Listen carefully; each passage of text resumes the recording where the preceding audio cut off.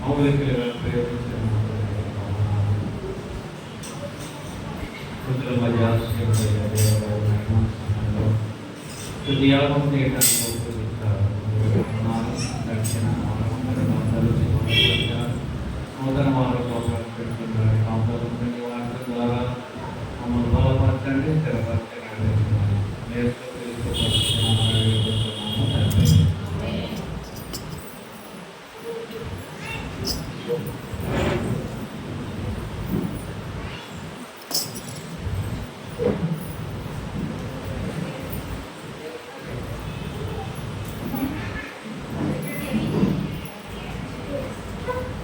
దేవునికి స్తోత్రం. మంచిది. మేఘలలో ఆకారు వారు వరకు దేవుని కృప మన పైన నుంచి వారమంతా దేవుని కాపుదల ఉండడానికి చూపించిన ఆయనకే వనరుస్తున్నాము. చదవబడిన లేఖనాల్లో నుంచి ఒక మాట మనం జ్ఞాపకం చేసుకొని ముందు పెడతాము. 8వ వచనాన్ని చదువుతాం.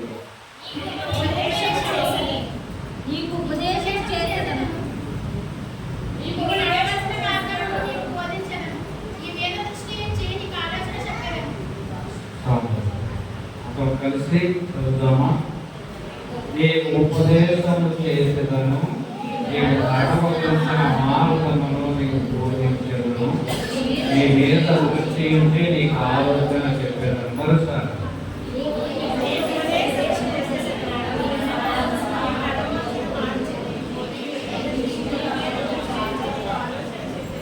దేవునికి స్తోత్రం. ప్రియులారా, దావీదు గారు ధ్యాన కీర్తనలో, దైవ ధ్యాన కీర్తనలో దేవుని ఉపదేశాన్ని, దేవుని మాటను బోధించిన బోధను దావీదు వినడానికి ఆయన రచించిన గ్రంథంలో ఇది ఒక ప్రాముఖ్యమైన ఘటనలోనికి తీసుకొచ్చారు. ఆయన అనే మాట ఏంటంటే, నీకు ఉపదేశము చేసేదను, నేను నడవలసిన మార్గము నీకు బోధిస్తాను అని దేవుడు దావీదుతో తెలియజేశారు. దావీదుకి దేవుడు ఏది చెప్పే అని చేశాడు. ఒక తప్పిదము తప్ప అన్ని రంగంలోనూ దావీదు యథార్థముగానే జీవించాడు అనే విషయాన్ని పరిశుద్ధ గ్రంథంలో మనకి తెలియజేస్తూ ఉంటుంది. ఉపదేశం అనగా ఏంటి, ఉపదేశం అంటే ఏంటి అనే కొన్ని విషయాలు మనం జ్ఞాపకం చేసుకున్నట్లయితే, ఉపదేశంలో సారాంశాన్ని మనము జ్ఞాపకం చేసుకున్నట్లయితే, మొదటిది బోధ. ఉపదేశం అంటే బోధ. ఒకరికి ఏదైనా నేర్పవలసి వస్తే జ్ఞానాన్ని గురువు ద్వారా శిష్యులకు ఉపదేశించేవారు కనుకనే దాన్ని బోధ అన్నారు. రెండవది సలహా. ఎవరికైనా చిన్న సలహా చెప్పి ఆ సలహా ద్వారా ఆ కుటుంబము ఆశీర్వదించబడితే వారు చేసే ఉపదేశము అన్నారు. ఆయన నాకు ఉపదేశించారు కనుకనే నేను అలా పాలయ్యాను, కనుకనే నాకు వేరు కలిగింది అని పెద్దలు ఉపదేశించిన ఉపదేశాలు వినేవారు. మూడవది మార్గదర్శకత్వం అంటారు. లేక దాన్ని ఏమంటారంటే, ఒకరు ఏదైనా సాధించాలంటే నిర్దేశం చేయడం, సూచనలు ఇవ్వడం. దాన్ని చెప్పిన వారు వినేవారు స్వీకరిస్తే దాన్ని మార్గదర్శకం అంటారు. లేక అతను చెప్పిన మార్గంలో మేము విన్నాము, ఆయన చెప్పిన ఉపదేశాన్ని మాటలు మేము విన్నాము కనుకనే మేము చక్కని మార్గంలో నడిచి వెళ్ళాము అనే మాట మనకు అర్థమవుతూ ఉంటుంది. నాలుగవదిగా నీతి. ఒక ఏదైనా తప్పిదం చేస్తే వారి పిల్లల కొరకు లేక వారి కుటుంబం కొరకు వారి తల్లిదండ్రులకి చెప్పినప్పుడు వారు ఉపదేశిస్తారు. మీ బిడ్డలు ఎలా తిరుగుతున్నారు, అలా తిరుగుతున్నారు. కనుకనే తెలియజేయండి, మీరు కూడా ఉపదేశించండి, వారికి తెలియజేయండి, చెప్పండి అని చెప్పేదే నీతి అనే విషయాన్ని మనకి జ్ఞాపకం చేస్తారు. రెఫరెన్స్లో డిక్షనరీలో మనకి కనబడే మాటలు. ఐదవదిగా ఆదేశాలు. ఏదైనా ఆదేశించినప్పుడు ఇది చేయండి, ఇది మీరు చేస్తే మీకు ఎలా ఉంటుంది, ఇలాగా జీవించగలుగుతారు, ఎలాగ ఆశీర్వదించగలుగుతారు, లేక ఇది మీకు వస్తుంది ఇలా ప్రభుత్వం ద్వారా పెట్టుకుంటే అంటే ఆదేశాలు ఇచ్చినప్పుడు దాన్ని కూడా ఉపదేశంలోనికి మనకి వస్తూ ఉంటారు. రెండవది హితబోధ. చెడు మార్గాలు నడిచినప్పుడు వారికి ఎక్కువ బోధించగలిగితే ఉపదేశాన్ని విని అక్కడ మార్చుకుని సరైన రీతిలో నడిచి వెళ్ళడమే హితబోధ అని మనకు తెలియజేస్తూ ఉంటారు. ఎలాగో చూసుకుంటూ చాలా విషయాలు డిక్షనరీలో కనబడుతూ ఉంటాయి. కనుక పరిశుద్ధ గ్రంథం మనకి ఏది చెప్తుంది ఎందుకంటే పరిశుద్ధ గ్రంథం ఏం చెప్తుంది అనే విషయాన్ని మనము జ్ఞాపకం చేసుకుంటే ద్వితీయోపదేశకాండం 3వ అధ్యాయము 2వ వచనంలో ఒక మాట మనకి కనబడుతూ ఉంటుంది. 32వ అధ్యాయము ద్వితీయోపదేశకాండం 32వ అధ్యాయం 2వ వచనం. నా ఉపదేశము వానవలే కురియును, నా వాక్యము మంచు వలెను, లేతగడ్డ మీద పడు చినుకుల వలెను, పచ్చని మీద కురి వర్షము వలె ఉండును. దేవునికి స్తోత్రం. దేవుని ఉపదేశం ఎలా ఉంటుందంట? చక్కని మాట అండి. దేవుని ఉపదేశం అంట వర్షము కురినట్టుగా. వర్షం లేవద్దు అనుకున్నప్పుడు వేసవి కాలంలో మగ్గిపోతున్నాం. ఏసీ వేసుకున్నా వీడెక్కిపోతున్నాయి. ఇంట్లో ఎంతసేపు ఉండగలుగుతున్నామంటే కొద్ది నిమిషాలు మాత్రం ఉండగలుగుతున్నాం. మనం బయటకు వద్దామంటే ఉద్రి విద్రి అయిపోతున్నాం. ఆ సమయంలో చక్కని వర్షం కురిసింది అనుకోండి, ఎలా ఉంటుంది అంటే ఎంత హ్యాపీగా ఉంటుంది. అప్ప ఎంత మంచి గాలిని, ఎంత మంచి చల్లదనాన్ని, ఏసీ కంటే మంచి వాతావరణాన్ని మేము కలిగి ఉన్నాం అన్నట్లుగా ఆయన ఉపదేశం అంటే వాన కురినట్లుగా. ఇప్పుడు వేసవి కాలంలో వాన కురినట్లుగాను నా వాక్యము మంచు వలె లేతగడ్డ మీద పడు చినుకల వలెను, పచ్చిక మీద కురియు వర్షము వలె ఉండును. ఆయన మాటలు ఎవరో చూడండి, చక్కని ఉపదేశాలు మనకి ఈ దినాన్ని మనకి ఆయన ఇవ్వబోతున్నాడు. ఆయన ఉపదేశాలు మనము అంగీకరిస్తున్నామా? ఆయన ఉపదేశించిన ప్రతి వాక్యం ద్వారా మనం బలపడుతున్నామా? వాక్యం ద్వారా మనం స్థిరపడుతున్నామా?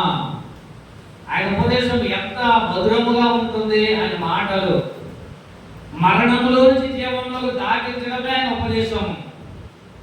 శ్రమ వచ్చినప్పుడు, బాధ వచ్చినప్పుడు, నష్టం వచ్చినప్పుడు మనల్ని రక్షించి, మనల్ని విప్పించి చక్కని ప్రదేశానికి ఆయన పెట్టినప్పుడే ఎంత హ్యాపీగా ఉంటామో. ఆయన ఉపదేశాలు అంత మధురమైన ఉపదేశాలు మనకి పరిశుద్ధ గ్రంథంలో 7,207 సార్లు మనకి కనబడతా ఉంటుంది. ఉపదేశం అనే మాట మనం లెక్కలు వేసుకుంటే మీరు చదువుకోండి.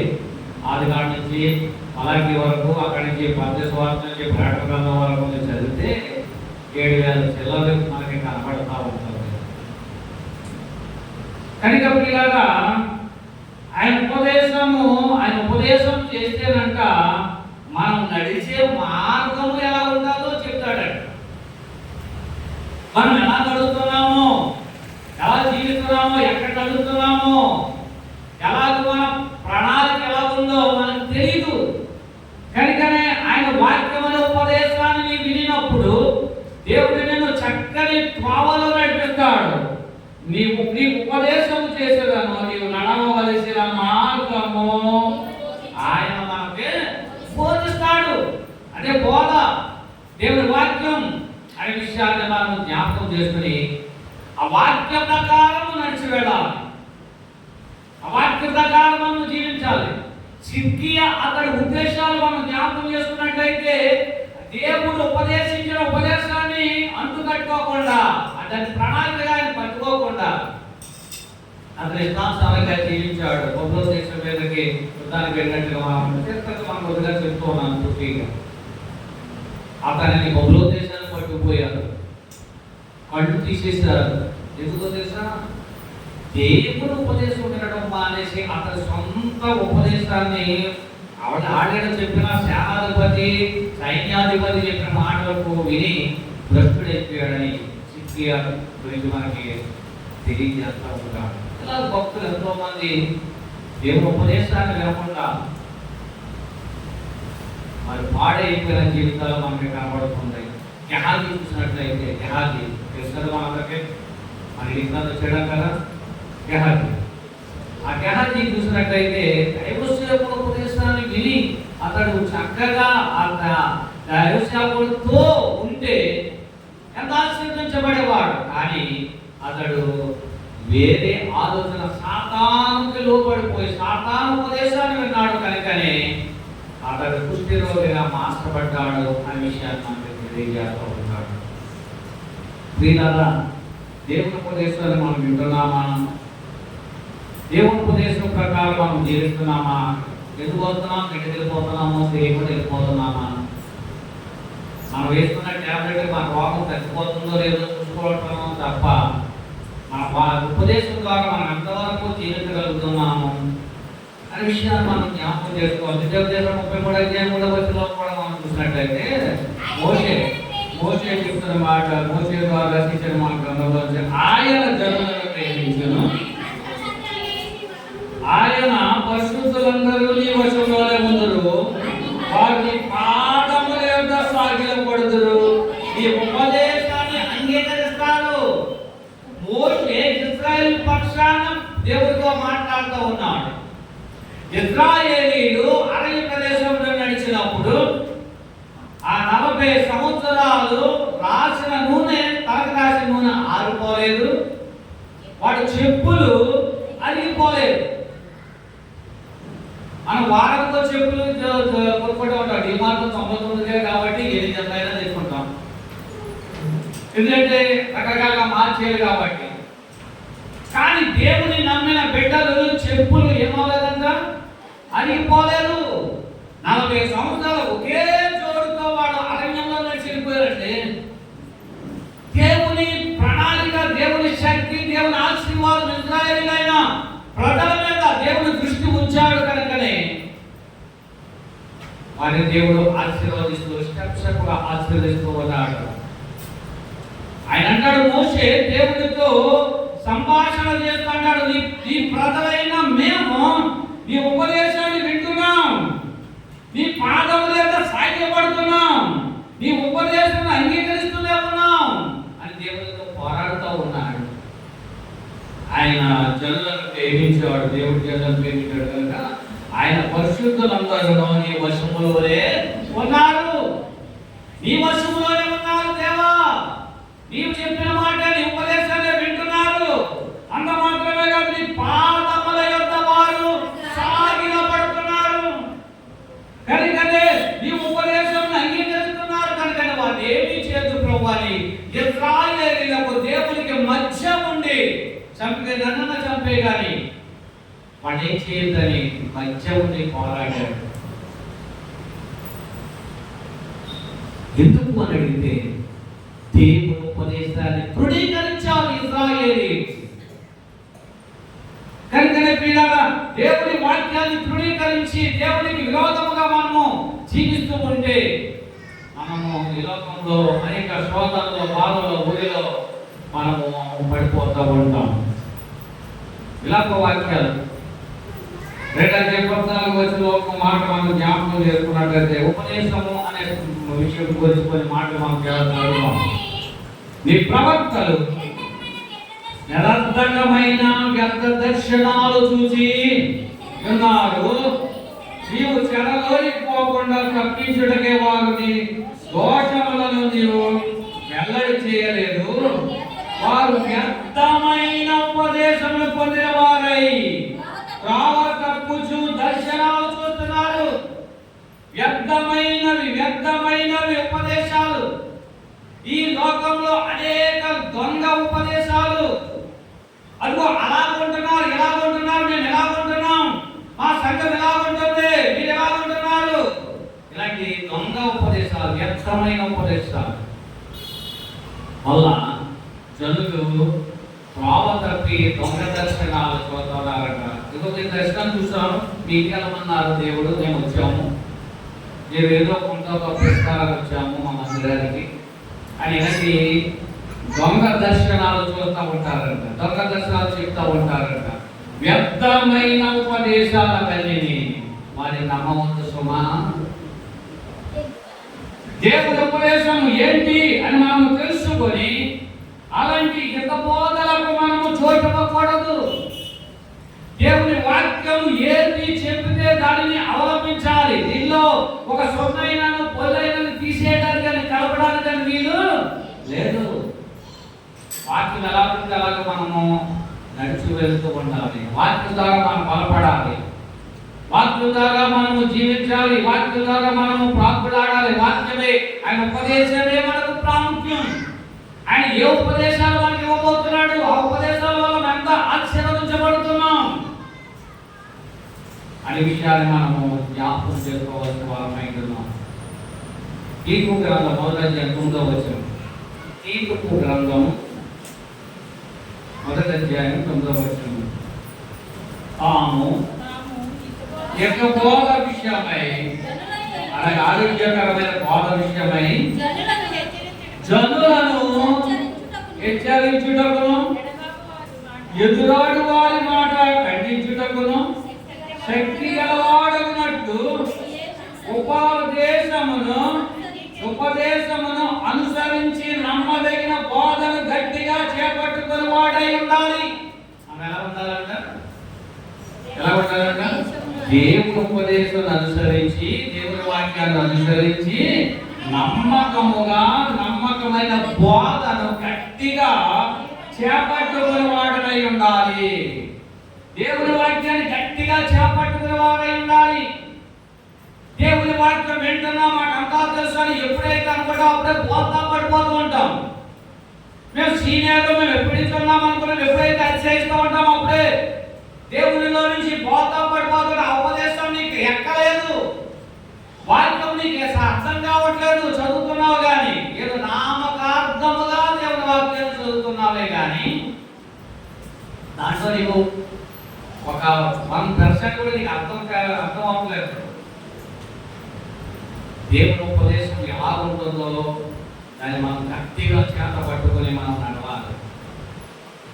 ఎప్పుడైతే మనం అలాగ నడుస్తామో ఆయన సువార్త విషయంలో రక్షణ అనుభవం కలిగిన మనము మనకి ఇవ్వబడిన ఉపదేశాన్ని మొదట దేవుని సన్నిధిలో ప్రార్థన చేసి ఆ ఉపదేశం ప్రభా ఈ దినము ఉపదేశిస్తున్న దాసుని ద్వారా నాకు అర్థమయ్యేటట్టు చేయండి, ఈ ఉపదేశాన్ని నాకు అర్థమయ్యేటట్టు చేయండి అని ప్రార్థన చేయవలసిన వారు అయిపోతున్నాం.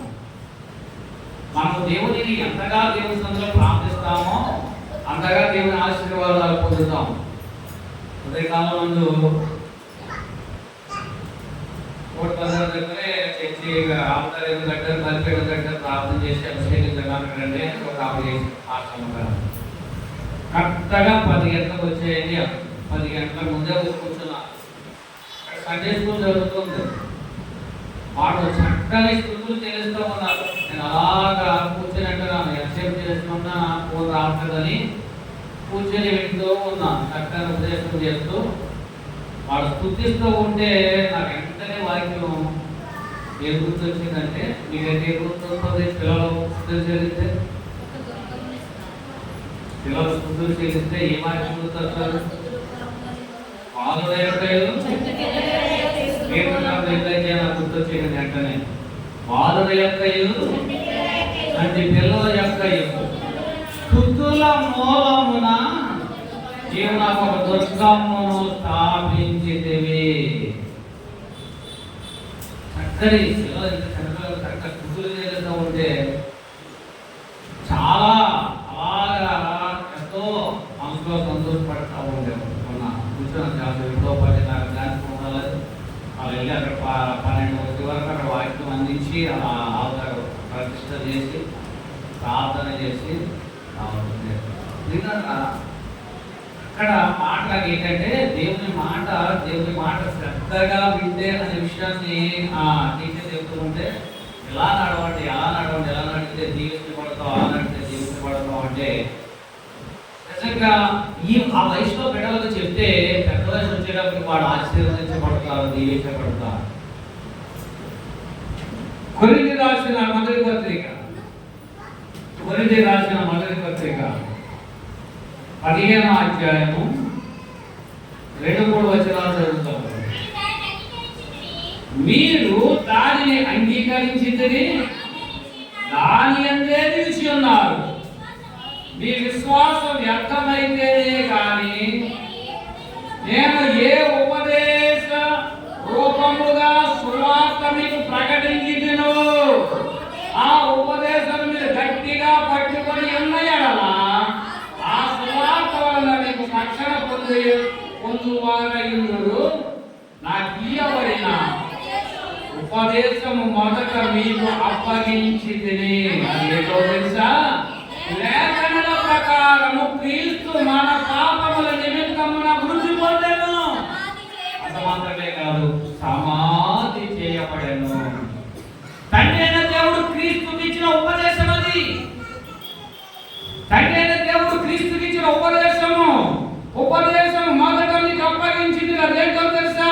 లేఖనల ప్రకారం క్రీస్తు మన పాపముల నిమిత్తము మృతి పొంది సమాధి చేయబడ్డాడు. లేఖనాల ప్రకారం క్రీస్తు మన పాపముల నిమిత్తము వృద్ధి పొందెను, సమాధి చేయబడెను. ఆ ఉపదేశాన్ని వాడు అంగీకరించాడు, ఆయన పనిని ఉదముట్టించాడు అనే విషయాన్ని మనం జ్ఞాపకం చేసుకోవాల్సిన వారమై ఉన్నాం. ప్రియులారా, దేవుని ఉపదేశాన్ని మనం వినాలి, దేవుని వాక్యాన్ని గట్టిగా పట్టుకోవాలి, చెప్పిన వాక్యం శ్రద్ధగా దాన్ని ఇవ్వాలి. సంఘములతో ఆత్మ చెప్పుచున్నమాట చెవి గలవాడు వినుగాక అని చెప్తూ ఉన్నాడు. మనం ఏ చెవులు కలిగి ఉన్నాము? దేవుని వాక్యం వింటున్నామా? ఇక్కడ వింటాం, వెంటనే మడత పెట్టేస్తాం, దులిపేస్తాం, అంతే అయిపోయింది. మళ్ళా ఆదివారం శుక్రవారం వరకు మనం దేవుని వాక్యం కానీ బైబిల్ కానీ చదవలేము. అంటే కడిగేదండి, తిరగలేదండి. తీర్పాటు చేస్తాడు, ఒక్కొక్కసారి దేవుడే తీర్పాటు చేస్తూ ఉంటాడు. అందుకని మనం జాగ్రత్తగా దేవుని వాక్యాన్ని గట్టిగా పట్టుకొని దేవుడి ఇచ్చిన మనం సువార్త వలన మీకు రక్షణ పొందువారై ఇందురు. సువార్త వలన రక్షణ పొందువారై ఉంటామంటారు. కనుకనే మనం ఉపదేశాన్ని మనం వినాలి. భక్తుడే ఉపదేశాన్ని విన్నాడు, ఆశీర్వదించబడ్డాడు, రెండంతా ఆశీర్వదించబడ్డాడు. 36 వచనంలో 36 అధ్యాయం యోబు గ్రంథము భక్తుడైన దైవ సేవకుడు యోబు గ్రంథంలో ఆయన ఒక మాట తెలియజేస్తున్నాడు. 36 అధ్యాయం 10వ వచనం, ఉపదేశము వినుటకై వారు చెవిని తెరవజేయును, పాపమును విడిపించి రండని ఆజ్ఞ ఇచ్చెను. వారు ఆలోచించి ఆయన సేవించిన యెడల తమ దినములు క్షేమముగాను తమ సంవత్సరములు సుఖముగాను వెళ్ళవచ్చెను. చూడండి, ఉపదేశాన్ని వింటేనంట ఏముంటుందంట? మన జీవితాలు క్షేమముగాను సంవత్సరాలు తరబడి సంవత్సరాలు సుఖముగా వెళ్ళవచ్చుతాం. లేకపోతే కష్టాలే, నష్టాలే, సమస్యలే, బాధలే, వేదనలతోటే బ్రతుకుతాం. అంటే ఆయన ఉపదేశాన్ని మనం ఏం చేయాలంట? వినాలి. ఉపదేశాన్ని వింటే వినుట వలన మనకి ఏం కలుగుతుందంట? విశ్వాసం కలగబ్బా, చాలా ఎలాగ జీవించాలి, అలా జీవించాలని మనకు విశ్వాసం కలిగి విశ్వాసమును కర్త అయిన దాన్ని కొనసాగించు వాడని యేసు వైపు చూచుచు ఆయన పన్నెండులో ఉన్న ఆయన ఓపికతో ఓర్పుతో పరుగులే పరుగులు మనం దేనికోసం అంటే దేవుని సన్నిధికి వెళ్ళాలి, దేవునితో సహవాసం చేయాలి, దేవుని ఉపదేశాన్ని వినాలి, దేవుని సన్నిధిలో ప్రార్థించాలి, దేవుని సన్నిధిలో గోజాడాలి. ఏది ఎప్పుడు ఏమి ఎవరికి ఇవ్వాలో ఆయన ఇస్తాడు. ఏది కావాలో నీకు ఏది అవసరమో దేవునికి తెలుసు. కంగారు తొక్కునంత మాత్రాన ఏమీ సాధించలేం.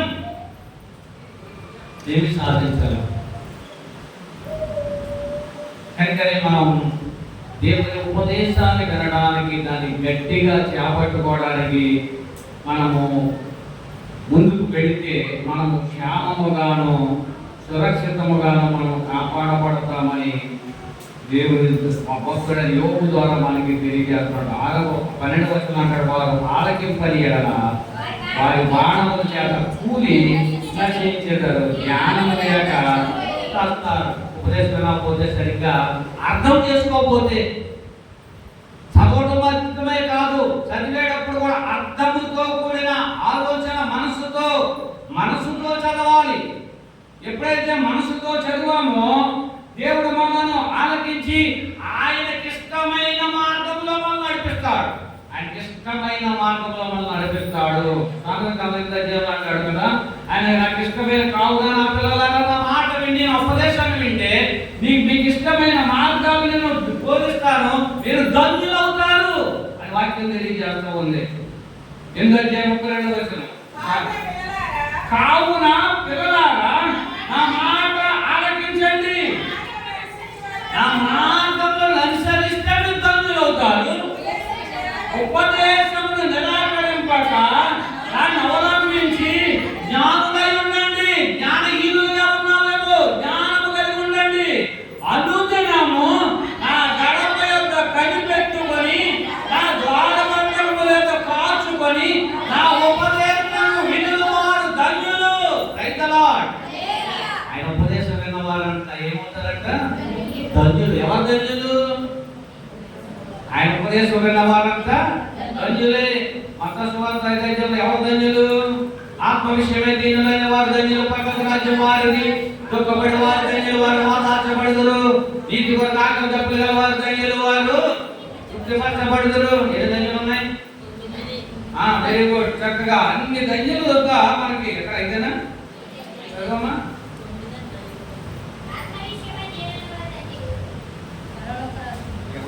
ఎవరు ధన్యులు అనే మాట చక్కగా ఇందులో కనపడతా ఉంటుంది. ఆత్మ విషయమై దీనులైన వారు ధన్యులు, పరలోక రాజ్యం వారిది. దుఃఖపడి వారు ధన్యులు, వారు ఓదార్చబడుదురు. సాత్వికులు ధన్యులు, నీతి కొరకు ఆకలి దప్పులు గల వారు ధన్యులు, వారు తృప్తిపరచబడుదురు. కనికరం గల వారు ధన్యులు, వారు కనికరం పొందుదురు. హృదయ శుద్ధి గల వారు ధన్యులు, వారు దేవుని చూస్తారు. సమాధానపరచు వారు ధన్యులు, వారు దేవుని కుమారులు అనబడుదురు. వారు ధన్యులు, పరలోక రాజ్యం వారిది. నా నిమిత్తము జనులు మిమ్మల్ని నిందించి హింసించి మీ మీద అబద్ధముగా చెడ్డ మాటలలో పలుకున వారందరూ ధన్యులే. ఎన్ని ధన్యతలు ఉన్నాయి? 9 ధన్యతలు అక్కడ కనబడుతూ ఉన్నాయి. 9 ధన్యతలు కనబడుతూ ఉన్నాయి. ఏ ధన్యతలో మనం పారిభాగస్తులు అవుతాం? ఏ ధన్యతను మనం సంపాదించుకోవడం? ఈ ధన్యతలన్నీ కావాలంటే ఆయన ఉపదేశమును మనము గట్టిగా పట్టుకొని, ఆయన గడప యొక్క కనిపెట్టుకొని, ఆయన ద్వారబంధము యొక్క కాచుకొని, ఉపదేశము వినిన వారు ధన్యులు. దేవునికి స్తోత్రం.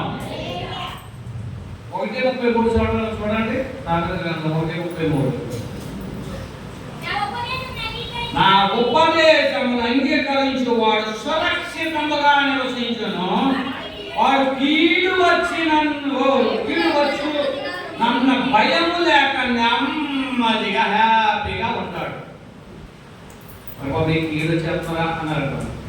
ఏం ఫాదర్, దేవుడు నాకు చూడంటాడు. ఎందుకంటే ఆయన ఉపదేశాన్ని విన్నాను, ఆయన వాక్యానికి లోపడ్డాను, ఆయన రక్తం ద్వారా కడుగబడ్డాను. ఆ భయంకరమైన సంఘటన ఏంటో నా దేవుడే నాకు చూసుకుంటాడు అని ధైర్యంగా నెమ్మదిగా ఉంటాడంట. ఉపదేశం అంగీకరించేవాడు సురక్షితముగా నివసించును, కీడు వచ్చినా, స్వాదం వచ్చినా, బాధ వచ్చినా, భయం వచ్చినా హ్యాపీగా నెమ్మదిగా ప్రశాంతంగా ఉంటాడు. దేవుడికి స్తోత్రం. అంటే దేవుని ఉపదేశము అంత అంత భద్రతగా మనల్ని కాపాడుతూ ఉంటుంది, అంత భద్రతగా మనల్ని కాపాడుతూ ఉంటుంది అనే విషయాన్ని మనం జ్ఞాపకం చేసుకుని దేవుని ఉపదేశం వైపు కేంద్రీకరించబడాలి. మన మనసులు, మన తలంపులు, మన ఉద్దేశాలు, ఆయన ఉపదేశం ఏది ఈ దినాన్ని ఇస్తాడో దాని కొరకు ప్రయాసపడాలి. దాన్ని గట్టిగా పట్టుకొని ఇంటికి భద్రంగా పట్టుకెళ్ళాలి. క్రైస్తవ జీవితం అంటే ఏదో చాలా సింపుల్గా అనుకుంటాం, కానీ క్రైస్తవ జీవితమే చాలా భయంకరమైన జీవితం. ఎందుకో తెలుసా? పూజలు, పురస్కారాలు అవన్నీ మన దగ్గర అవసరం లేదు. మనమంతా నిజ దేవుని కలిగి ఉన్నాము. ఆయనను మాత్రమే పూజిస్తాం, ఆయన మాత్రమే కనపరుస్తాం అని ఆయన మరీ చీపుగా మనం చూడకుండా దేవుని ఉపదేశాన్ని మనం మన మనసులో, మన తలంపులో ఆలోచన చేస్తే తప్పగా దేవుని వాక్యాన్ని మనం భద్రంగా దాచిపెట్టుకుంటే మనం ఎప్పుడే సావరించిన బాధ ఆ వాక్యం మన వెంటనే రావాలి. అప్పుడు మనం జ్ఞాపకం చేసుకుని దాని ద్వారా ప్రభువు సూచిస్తూ ఉంటే, కనపడుతూ ఉంటే ఎంతో మేలు. క్రైస్తవ జీవితం అంటే మాటల కాదు. ఈ జీవితము, లోకము శాశ్వతమైనది కాదు. ఎవరి నమ్మవలసిన దినాలు కానివి. కనుకనే యెషయా ప్రవక్త అంటాడు మాట మనం జ్ఞాపకం చేసుకుంటే 51:4 అంటాడు ప్రవక్త యెషయా గ్రంథం 51:4 అంటాడు, నా ప్రజలారా నా మాట ఆలకించండి, నా జనులారా చెవిలోకి వినండి. ఎవరి కోసం చెప్తున్నాడు? అన్యుల కొరకు భయపడవాలని చెప్పట్లేదు. రక్షించబడి మారు మనసు పొంది బాప్తిస్మం కలిగి క్రీస్తు శరీర రక్త మాంసము కలిగి నీవు నివసిస్తూ ఉంటే, ఆయనలో నీవు ఉంటే, ఆయన రక్తం ద్వారా కడగబడిన వారు అయితే అంటాడు, నా అప్పుడే నా ప్రజలారా అంటాడు. అది మీ ఇష్టం, మేము కోరుకుంటుందా దాన్ని అప్పగిస్తాను అంటాడు ఆయన.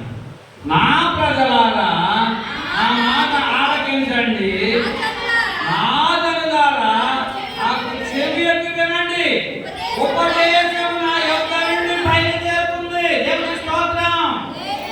ఉపదేశం ఎక్కడి నుంచి వస్తుందంట? దేవుని దగ్గర నుంచి వస్తుందండి ఉపదేశము. దేవుని దగ్గరికి వస్తుంది, దేవుని దగ్గర నుండి వస్తుంది. ఇక ఒక వ్యక్తి, ఒక దైవసేవకుడు మట్టి కట్టమంది దేవుడు మాట్లాడుతూ ఉంటాడు. ఆయన మాట్లాడుతూ వస్తాయంట. దేవుని దగ్గర దాచబడిన ఉపదేశాలను దైవసేవకుడు అందిస్తాడు. ఆ ఉపదేశం ద్వారా మన జీవితాలు మార్పు చెందాలి, మన బ్రతుకులు మార్పు చెందాలి. దేవుని వాక్యం ఏది చెప్తే దాని ప్రకారం మనము జీవిస్తూ ఉండాలి. దేవుని వాక్యాన్ని వ్యతిరేకంగా మనం జీవించకూడదు. దేవుని వాక్యాన్ని వ్యతిరేకంగా జీవిస్తే కర్తాలని పైభాగంలో మనం చదువుకుంటున్న భాగం. కనుక ఇక్కడ అంటాడు, నా ప్రజలారా నా మాట ఆలకించండి, నా జనులారా నాకు చెవిలోకి వినండి. ఉపదేశము నా యొద్ద నుండి బయలుదేరును, జనులకు వెలుగు కలుగునట్టుగా నా విధిని నియమించును. అది ఏమై ఉంటుందో మనకు తెలియదు. ఆయన ఉపదేశము నిర్దోషమైనది, ఆయన ఉపదేశము దోషము లేనిది, ఆయన ఉపదేశము పాపము లేనిది, ఆయన ఉపదేశం అసూయ లేనిది, ఆయన ఉపదేశం పరలోకానికి చేర్చబడేది. మరి ఉపదేశాన్ని మనం అంగీకరిస్తున్నామా? ఉపదేశం ద్వారా మనం జీవిస్తున్నామా? ఉపదేశాన్నే మనం నెమరు వేసుకుంటున్నామా లేదా? లోకంలో పెద్ద విషయాలు ఏదో చెప్పుకుంటూ ఉంటాం. కనీసం ఒక 5 నిమిషాలు కూర్చొని భార్య, భర్త, బిడ్డల కుటుంబాలు కలిసి దేవుని వాక్యం చదువుకొని ఒక 5 నిమిషాలు ప్రార్థన చేసుకోండి. ఎంత హ్యాపీ ఉంటారో మన జీవితాలు, మన సంవత్సరాలన్నీ క్షేమకరముగా వెళ్ళముచ్చుతాడు దేవుడు. ఎన్నో ఒడిదుడుకులు లేచిన కాడి నుంచి టెన్షనే మనుషుడికి. వీటన్ని టెన్షన్ నుండి తప్పించబడాలంటే ఆయన ఉపదేశాన్ని మనం వినాలి. ఆయన ఉపదేశం మీద మనం దృష్టి పెడితే పవిత్రతగా మార్చబడతాము. భక్తుడు యోగమంటాడు. ఒక మాట మనం జ్ఞాపకం చేసుకున్నట్లయితే భక్తుడైన 11వ అధ్యాయం యోబు గ్రంథం 11వ అధ్యాయం 4వ వచనంలో అంటాడు, నా ఉపదేశము నిర్దోషమనియు దేవా ఈ దృష్టికి నేను పవిత్రుడననియు నీవు అనుచున్నావే. కాదు, నా ఉపదేశము నిర్దోషమనియు. దేవుని ఉపదేశం అనేది కదా, దోషము లేనిది, పాపము లేనిది, స్వార్థము లేనిది. పరిశుద్ధ గ్రంథం అందరికీ అండి, అన్యులకేంటి, క్రైస్తవులేంటి, యావత్ ప్రపంచ దేశానికి ఉపదేశం. ఓ తాగుబోతులారా, తాగడం మానేసి రక్షించబడి దేవుని రాజ్యానికి వారసులు అవ్వండి, తాగితే కిడ్నీలు పోతాయి అనే మార్గం ఇది. ఇది ఒక మార్గం, అంటే మతము కాదు. చాలా మంది క్రైస్తవ మతంలోకి వెళ్ళిపోయావా, దిగిపోయావా, ఏంటి దిగిపోయింది అర్థం. క్రీస్తు మార్గంలోనికి వెళ్ళాము, మనం రక్షణ మార్గంలోనికి వెళ్ళాం. స్వార్థము లేని, నిర్దోషమైనది, నిష్కళంకమైనది ఇది దేవుని ఉపదేశం అని మనం జ్ఞాపకం చేసుకోవాల్సిన వారమై ఉన్నాం. 119వ కీర్తన 128వ వచనం అన్ని అమలు చేసుకోండి. ఆయన ఉపదేశం వింటే ఆశీర్వదించబడతాం. ఆ మాటలు మన హృదయంలో నెమరు వేసుకుంటే దీవించబడతాం. ఉపదేశంలో మనము భద్రపరుచుకుంటే మనం సుఖముగా మన జీవితాలు వెళ్ళబుచ్చుకోగలమనే వాటిని తెలియజేస్తుంది. ఈ ఉపదేశములన్నీ అనగా ఈ వాక్యములన్నీ, ఈ వచనాలన్నీ యథార్థములని వాటిని మన్నించుచున్నాను. అబద్ధ మార్గములని నాకు అసహ్యము. అబద్ధ మార్గములు అన్ని అసహ్యం కనుక ఆయన ఉపదేశములన్నీ అనే విధంగా యథార్థమైన మాటలే, యథార్థమైన వచనాలే. ప్రతి పాయింట్ మనము శరణము వెంబడి శరణం మనం నెమలు వేసుకుంటూ ఉంటే ఆయన ఉపదేశంలో ఎంత మంచివో, ఎంత దొడ్డవో మనకి ఆశీర్వాదకరముగా మనకి కనబడుతూ ఉంటాయి, దీవెనకరముగా మనకి కనబడుతూ ఉంటాయి. ఎక్కడి నుంచి వచ్చినాయి అంటే ఉపదేశాలన్నీ దేవుని యొక్క నుంచే బయలుదేరి వచ్చిన మాటలే,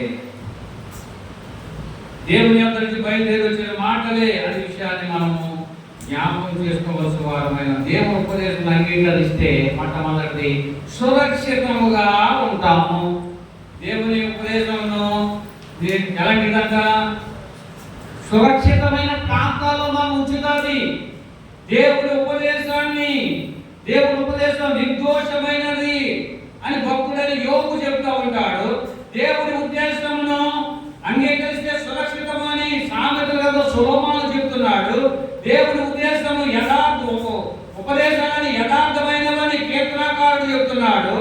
దేవుని ఉపదేశం అంటే ఏంటి అనే విషయాన్ని కూడా మనం జ్ఞాపకం చేసుకుంటే ఆయన బోధించే ప్రతి మాట వలన మనుషుడు జీవించగలుగుతాం, ఆశీర్వదించబడతాం.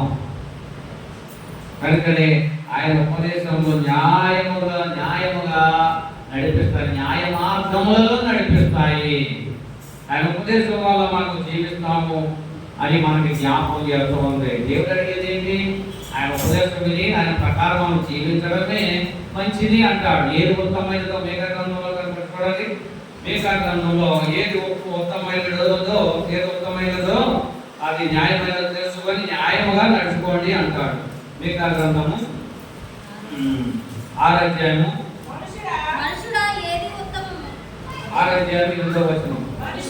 మనుష్యుడా ఏది ఉత్తమమో అది నీకు తెలియబడి ఉన్నది. దేవుడు ఏం కోరుకున్నాడంట? న్యాయముగా నడుచుడయు, కనికరమును ప్రేమించుడయు, దీన మనసు కలిగి దేవుని ఎదుట ప్రవర్తించుడయు. ఇదే కదా ఎవరిని అడుగుతున్నాడు? ఇదే కదా దేవుడిని అడిగేది. ఏది ఉత్తమమైనది? ఆయన ఉపదేశమే ఉత్తమమైనది. ఏది మంచిది, ఏది చెడ్డది, అలా న్యాయ మార్గంలో నీవు నడవాలని కోరుకుంటున్నాడే. దుష్టుల ఆలోచన చెప్పున నడవక, పాపుల మార్గం నిలవక. కంట్రోల్ చెప్తారు, చెట్టప్పుడు మనం కూడా చేయాలి. ఫస్ట్ పాఠం ఏంటంటే ఏంటది? కీర్తన గ్రంథం 1వ అధ్యాయం నాటించే మనం ప్రారంభిస్తూ ఉంటాం. బాగా సంగతి వాక్యం ఏంటంటే దుష్టుల ఆలోచన చెప్పున్నాడు. ఒక చూడండి, చిన్న పిల్లడిని చెప్తారు అన్నమాట. చూడకుండా చదివేది లేదు, చూడకుండా చదవండి.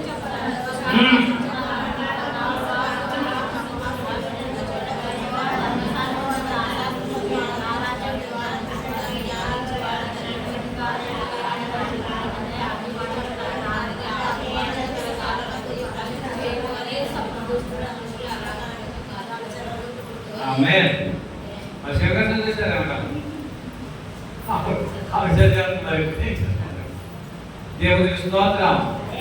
ఎవరు ఆలోచన చెప్పినాడంట? దుష్టులు అనగా దుర్మార్గులు అనగా సాతానుడు.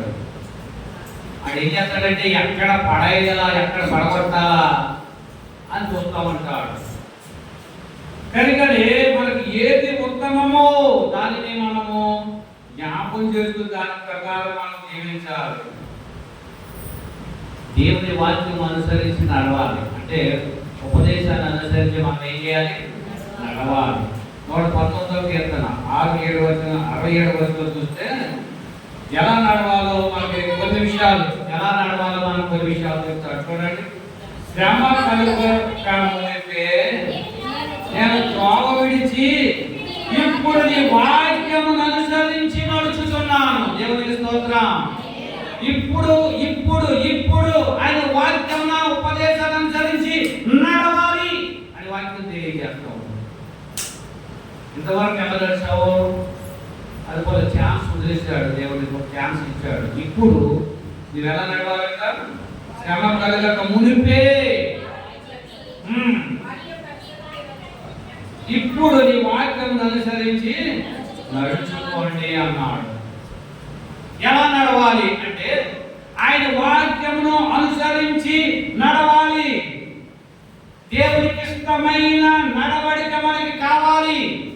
పేతురు మొదటి పత్రిక 4:7 వచనంలో 4:2 వచనంలో ఆయనకి ఇష్టానుసారమైన నడవడికలో నడవాలి. పేతురు మొదటి పత్రిక 4:2 వచనంలో శరీర విషయంలో శ్రమపడిన వాడు శరీరమందు జీవించు, మిగిలిన కాలము ఇక మీదట అనుసరించి నడుచుకొనక దేవుని ఇష్టానుసారముగానే నడుచుకున్నట్టు పాపము జోలికి ఇక ఏమీ లేకయుండెను. ఇక్కడ అంటాడు ఆయన దేవునికి ఇష్టానుసారమైన నడవడికలో నడవాలంట. ఏది ఇష్టమైనది? పైన చదువు. న్యాయమైనది, ఉత్తమమైనది, మనుషుడు ఏది ఉత్తమో అది నీకు తెలియజేస్తున్నది. న్యాయముగాను నడుచుకున్నటయు, కనికరమును ప్రేమించడయు, మనసు కలిగి ఎదురుగా ప్రవర్తించడయు ఇదే గల అని నడుస్తున్నాడు. ఆయనకి ఇష్టమైన మార్గంలో మనము నడవాలి అని వాక్యం తెలియజేస్తుంది. ఏమన్నాడు? దేవునికి ఇష్టానుసారముగానే నడుచుకున్నట్టు పాపంలోకి వెళ్ళొద్దు. ఎక్కడి నుంచైనా మార్పు చెందండి. ఎక్కడి నుంచైనా దేవుని వాక్య ఉపదేశాన్ని అర్థం చేసుకుని దేవుని వాక్య ప్రకారము ఆయన చిత్త ప్రకారం మనము జీవించవలసిన వారమై ఉన్నాము. ఆయన ఉపదేశము నమ్మదగినది. ఆయన ఉపదేశంలో స్వార్థము లేనిది, పాపము లేనిది, ప్రేమ కలిగినది. దేవుడు స్తోత్రం. ఆయన ప్రేమామయుడు. ఈ లోకంలో ఎవరు అంతగా ప్రేమించలేరు, కానీ దేవుడికి యేసయ్యకు మాత్రమే సాక్ష్యం. అది ప్రేమ ప్రియుడవు నీవే, ఆనందమానందమే నీ ప్రేమ రుచి నినాడే సందోనేనో అలాకినయ్యా. నీ ప్రేమ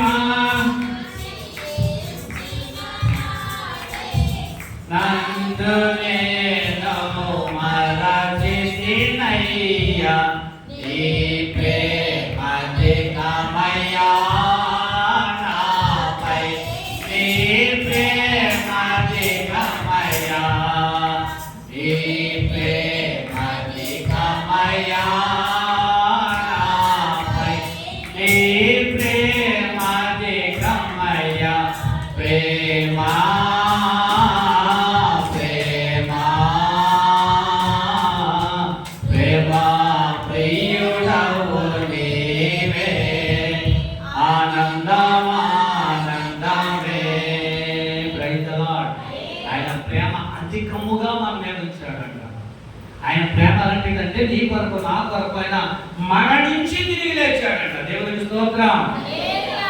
అంత ప్రేమ బయట విడిచిపెట్టేసి మనము ఆయన ఉపదేశాన్ని అశ్రద్ధ చేస్తూ, ఆయన మాటకు అశ్రద్ధ చేస్తూ, మన ఇష్టానుసారమైన నడవడిలో మనము నడుస్తున్నామేమో.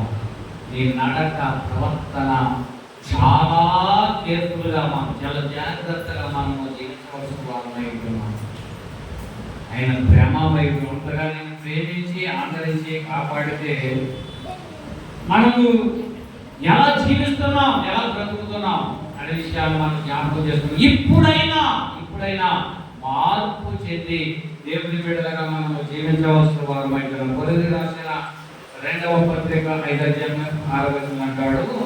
కొరింథీయులకు రాసిన 2వ పత్రిక 5:6 అంటాడు, మేలు చూపు వల్ల కాక విశ్వాసమున్నదే నడుచుకోవాలి. విశ్వాసము ద్వారా, త్రూ ఫెయిత్, విశ్వాసము ద్వారానే మనము నడుచుకోవాలి. ఎలా నడుచుకోవాలంట? విశ్వాసము వేలు చూపుతో కాక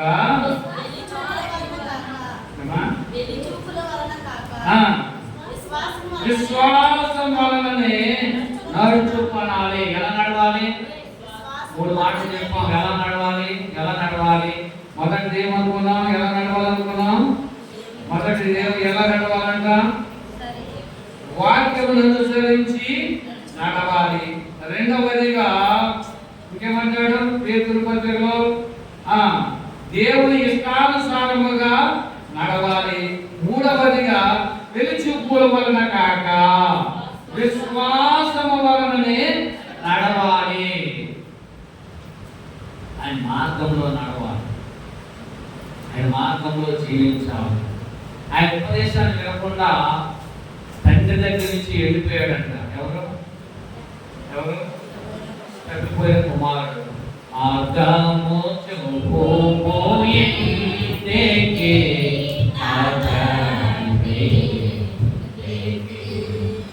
మాధుర్య ప్రేమ ప్రపంచము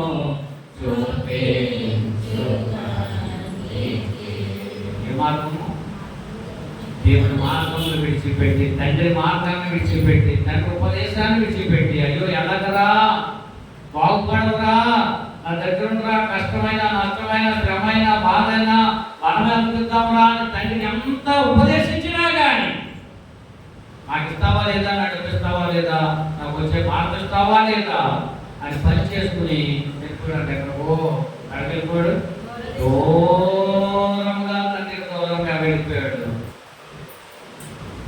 ఆఖరికి తిండి లేక ఉన్న డబ్బంతా ఖర్చు పెట్టేస్తున్నాడు.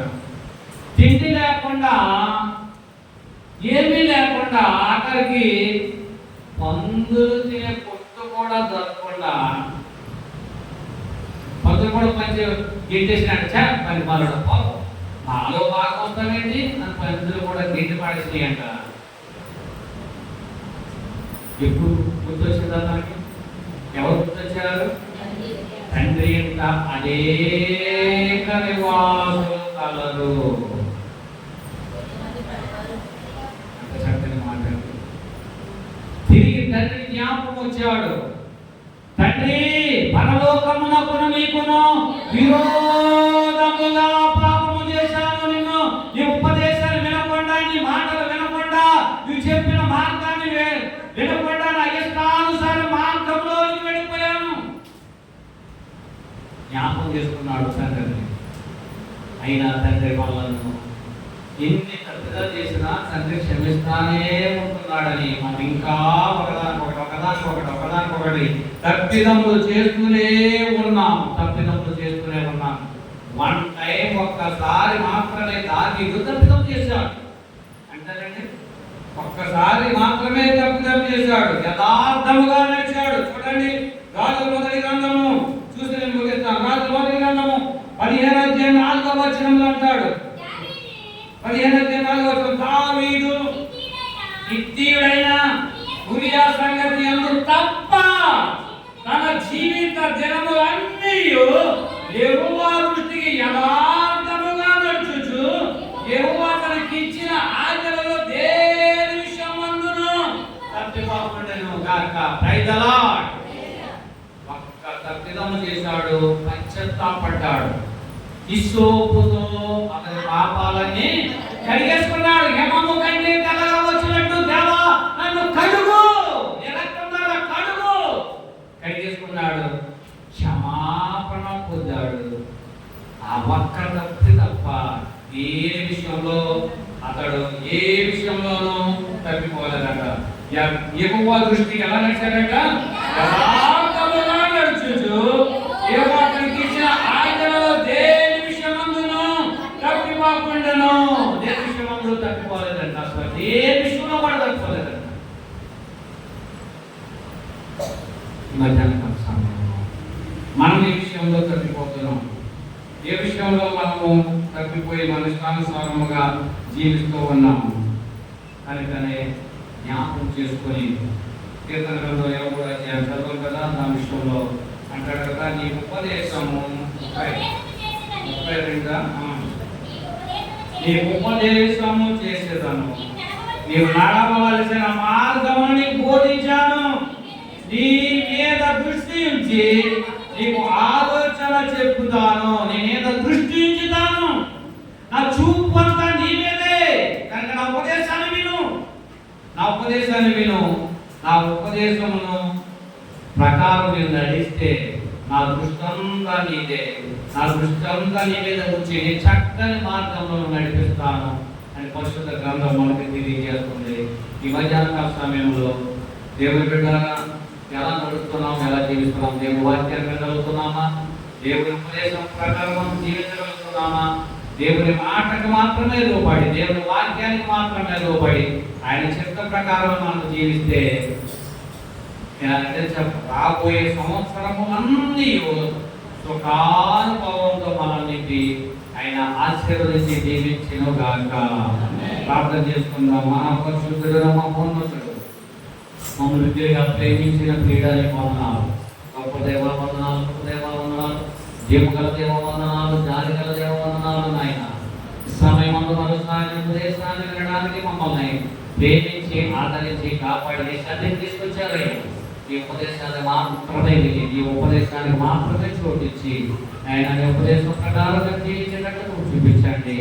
ఎవరు చెప్పినవి చేయడం కాదు, కానీ ఈ వాక్యం ఉపదేశం ఏది చెప్తే అది చేస్తే ఆయన యథార్థతకు కలిగిన జీవితాలు మేము జీవించే వాళ్ళము ఉన్నాం. కనుకనే అట్టి జీవితాలు మాకు మా కుటుంబాలకు అనుగ్రహించమని యేసుక్రీస్తు పరిశుద్ధ నామములో వేడుకొంచున్నాము తండ్రి. సమర్పణ చే